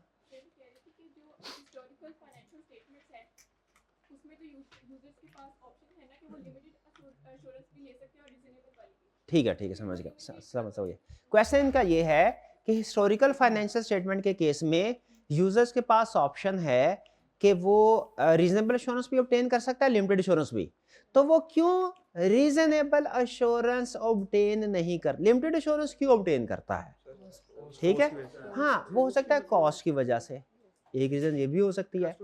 हो सकता है ट्रस्ट ऑन मैनेजमेंट, मैनेजमेंट पे अगर ट्रस्ट ज्यादा हो तो वो शायद लिमिटेड एश्योरेंस से भी काम चला लें, और अगर मैनेजमेंट पे ट्रस्ट नहीं है तो वो कहे रीजनेबल एश्योरेंस। हो सकता है उनके पास पैसे कम हो, एश्योरेंस चाहते तो हैं लेकिन पैसे कम हैं, तो वो फिर क्या करेंगे, लिमिटेड एश्योरेंस। क्योंकि जाहिर है रीजनेबल ऑडिट की फीस ज़्यादा होती है, रिव्यू की फीस कम होती है। ठीक है जी। और दोनों में लेवल ऑफ एश्योरेंस का फ़र्क होता है। ऑडिट और रिव्यू में फ़र्क सिर्फ एक चीज़ का है, 10 फ़र्क बता सकता हूँ, असल में फ़र्क एक चीज़ का है। ऑडिट में जो हमारा श्योरिटी का लेवल होता है, चेकिंग का लेवल होता है ना, वो ज़्यादा होता है, और रिव्यू में जो श्योरिटी और चेकिंग का लेवल होता है वो कम होता है। उसका लिमिटेड एश्योरेंस से भी कम होता है लेवल। किसका? रिव्यू का। नहीं, रिव्यू और लिमिटेड एश्योरेंस एक ही चीज़ है, वो एक ही चीज़। हाफ ईयरली फाइनेंशियल स्टेटमेंट का रिव्यू, वो भी ये लिमिटेड एश्योरेंस की एग्जांपल है। शाबाश, ये कैफ 7 में पढ़ा था ना आपने, शाबाश, वो एग्जैक्टली यही चीज़ है, वो यही चीज़ है, वो लिमिटेड स्कोप रिव्यू जिसको बोलता था, वो यही है। शाबाश, अच्छा लिंक किया, गुड। देते हैं लिमिटेड या रीजनेबल, वो हमारे काम की होती है या उसकी होती है सब्जेक्ट मैटर की? वो जो हम एश्योरेंस देते हैं वो तो सब्जेक्ट मैटर के बारे में होते हैं, वो एज प्रैक्टिशनर हमारे काम के नहीं है, वो यूज़र के काम की है, यूज़र को उससे फ़ायदा होगा। लेकिन सर जो असल में वो ठीक हो, वो परसेंटेज और जो हमारी काम की परसेंटेज वो तो डिफरेंट नहीं हो सकता? वो हो सकते हैं, लेकिन हाँ, नहीं, हाँ, वो देखिए, वो जो परसेंटेज मैंने आपको बताई है ना, मैंने पहले बताया, वो कहीं पे आपको लिखी हुई नज़र नहीं आएगी, वो सिर्फ आपके कंसेप्ट बिल्डिंग के लिए था। वो जब कंसेप्ट मुश्किल होता है, जब आसान कंसेप्ट होता है हम डायरेक्ट समझा देते हैं, लेकिन जब कंसेप्ट मुश्किल होता है ना, तो हमें दरमियान में ना एक थोड़ा एग्जाम्पल क्रिएट करनी पड़ती है, पहले वो इजी समझ आ जाए, फिर वो फॉर कंसेप्ट। एग्जांपल सर कि अगर कोई नहीं, वो भी इसको छोड़ दे। और कोई क्वेश्चन?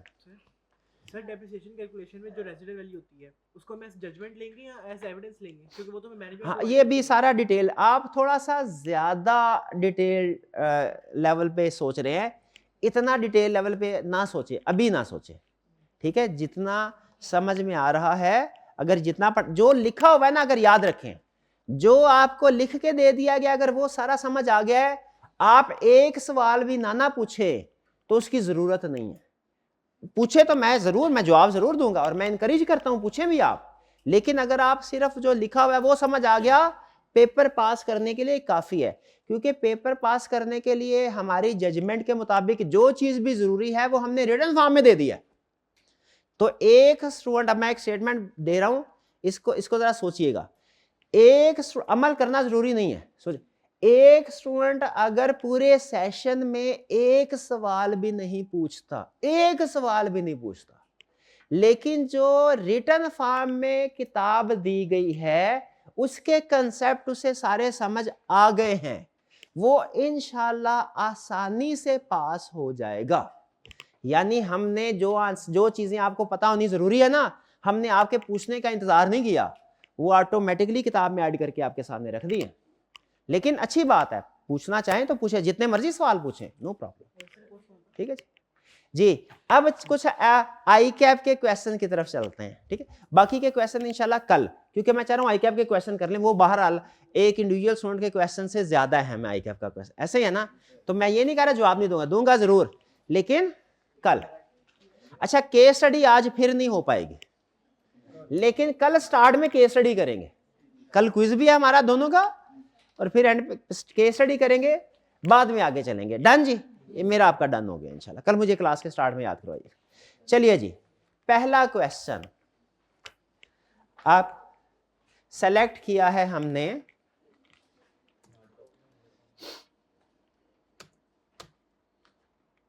चल पड़ भाई,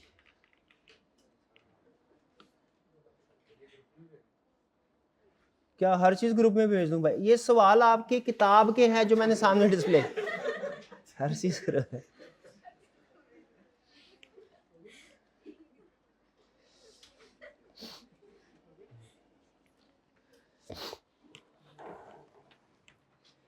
चलिए जी, पहला क्वेश्चन आपका क्वेश्चन 4, ये आपकी बुक का क्वेश्चन 4 है। आज के लेक्चर में से जो मैं ये देखना चाहता हूं कि क्या आज लेक्चर आपको समझ आएगा। अगर आप ये क्वेश्चन अटेम्प्ट करने के काबिल हैं तो लेक्चर समझ आ गया, सिंपल रूल। अगर लेक्चर नहीं समझ आए तो आप क्वेश्चन अटेम्प्ट कर सकेंगे। रिक्वायर्ड, सबसे पहले एग्जाम क्वेश्चन में आपने क्या पढ़ना है? Draft an appropriate reply mentioning any 4 reason why the above request can not be complied with. Above request को अंडरलाइन करें। अबव रिक्वेस्ट कौन सी? ये ऊपर पढ़ेंगे तो पता चलेगा। कह रहा है in response to an audit engagement letter. अब आ गया ना, पढ़ा ना एंगेजमेंट लेटर क्या होता है? चलो, audit engagement letter send to Roof Limited, हमने जब रूफ लिमिटेड कंपनी का नाम है उसको एंगेजमेंट लेटर दिया तो उसमें मिस्टर अजीज असलम नया चीफ एग्जीक्यूटिव था of RL, has requested your firm to provide absolute assurance in audit report. Absolute assurance को अंडरलाइन करो। चीफ एग्जीक्यूटिव ने कहा भैया एब्सोल्यूट एश्योरेंस चाहिए मेरे को। रिक्वायरमेंट क्या है बताइए? 4 reason why above request can not be, क्यों नहीं कर सकते? क्या पूछ रहा है? Inherent limitation. सुभान अल्लाह, बिल्कुल ठीक है। अच्छा आपने तो 6-7 पढ़नी है, वो कितनी पूछ रहा है? 4 को भी अंडरलाइन कर लें। अच्छा बताइए अगर 4 पूछी हैं उसने, समझ लगी आपको अटेम्प्ट क्या करना है? क्वेश्चन समझ आ गया, इसका मतलब है लेक्चर भी समझ आ गया। एग्जाम क्वेश्चन अगर आप अटेम्प्ट कर सकते हैं, किसी भी कंसेप्ट का मतलब कंसेप्ट समझ आया तो अटेम्प्ट कर सकते हैं ना। आई कैप कोई इजी क्वेश्चन थोड़ी पूछता है। 4 कहा उसने, अगर मैं 5 लिख दूं ये गुड अप्रोच है कि बैड अप्रोच? 4 फैक्टर बोला है ना, मेरे पास 6-7 है, एक आधा फैक्टर एक्स्ट्रा लिख देना, गुड अप्रोच या बैड अप्रोच? Good approach. अगर टाइम है, शाबाश, टाइम है गुड अप्रोच, टाइम नहीं है तो सिर्फ 4 ही लिखें, ठीक है? एक आधा एक्स्ट्रा लिख, ताकि अगर आपका कोई गलत हो गया ना तो वो एक्स्ट्रा वाला चल जाएगा, और चल जाता है। डन जी। आगे चलते हैं। इस क्वेश्चन की देखिए, पास पेपर का क्वेश्चन है, इजी ना लीजिए, इसको अटेम्प्ट कर सकते हैं। शाबाश। Next question 5, briefly explain with examples the different levels of assurance that can be provided to an assurance client। बताइए क्या एब्सोल्यूट एश्योरेंस आएगा? क्यों नहीं आएगा? वो कैन नॉट बी प्रोवाइड। शाबाश। तो कौन से लेवल आएंगे? Limited assurance. अच्छा उसने ये नहीं कहा कि मुझे सिर्फ एक्सप्लेन करो। अगर कहता ना सिर्फ एक्सप्लेन करो तो मैं कहता पॉजिटिव फॉर्म और नीचे उसका वो दिख देता give true and fair view, निमट गया जी। अगर कहता सिर्फ एक्सप्लेन तो लिमिटेड एश्योरेंस का नेगेटिव फॉर्म लिख देता और ये नथिंग हैज कम टू लिख देता, निमट गया। लेकिन उसने एक और चीज पूछी है, एग्जाम्पल्स। एग्जाम्पल से क्या मुराद है? रीजनेबल एश्योरेंस की एग्जाम्पल बताइए। Audit of financial statements. Limited assurance की एग्जाम्पल्स बताइए। Review of historical financial statements और review of cash flow forecast. शाबाश, क्लियर हुआ? तो मुझे ये आज जो हमने सीखा है ना उसके रिलेटेड पास्ट पेपर के क्वेश्चन थे। तो इसका मतलब है अगर इस कंसेप्ट में से पास्ट पेपर का आई कैप कोई भी क्वेश्चन पूछे अटेम्प्ट कर लेंगे। बाकी और भी ये भी आपने रिटन असाइनमेंट में शामिल कर ले इसको, और भी क्वेश्चन है, 1-2 और भी है। हाँ वो कल डिस्कस करेंगे। कल समझ लीजिए आपकी केस स्टडी की प्रैक्टिस होगी, ठीक है जी। चैप्टर हमारा तकरीबन कंप्लीट हो गया है लेकिन अभी फुली नहीं हुआ, इसमें केस स्टडी सबसे अहम चीज। तो कल हम अपनी ऑडिट की जिंदगी की पहली केस स्टडी करेंगे। तैयार हैं उसके लिए? चलिए इंशाल्लाह कल। आज का लेक्चर यहाँ खत्म करते हैं हम। अल्लाह हाफिज।